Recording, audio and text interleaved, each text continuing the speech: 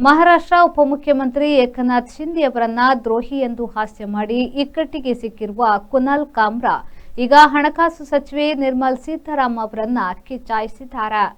ಹಳೆಯ ವಿಡಿಯೋ ತುಣುಕೊಂದನ್ನ ಹೊಸ ಲೇಪನದೊಡನೆ ಕಾಮ್ರಾ ಎಕ್ಸ್‌ಪೋಸ್ಟ್‌ನಲ್ಲಿ ಹಂಚಿಕೊಂಡಿದ್ದಾರೆ. ಹಿಂದಿಯ ಹವಾಯಿ ಹಾಡನ್ನ ವ್ಯಂಗ್ಯವಾಗಿ ಬಳಸಿಕೊಂಡು ನಿರ್ಮಲಾರ ತೆರಿಗೆ ನೀತಿ, ಹಣಕಾಸು ಸೋರಿಕೆಯನ್ನ ವ್ಯಂಗ್ಯ ಮಾಡಿರುವ ಹಾಸ್ಯದ ಲಹರಿಯಾಗಿದೆ ಇದು.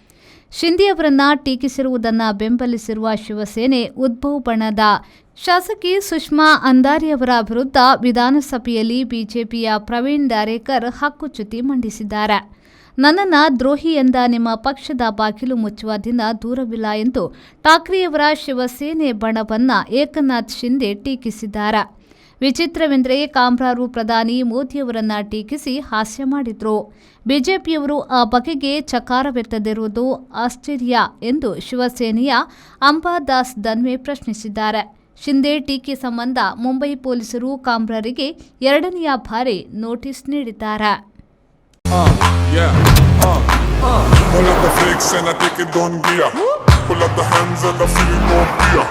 I dig a don. I sick a don. Take it on the roll and the show and the pull up the flex and Volkswagen Virtus, German engineered for unmatched safety.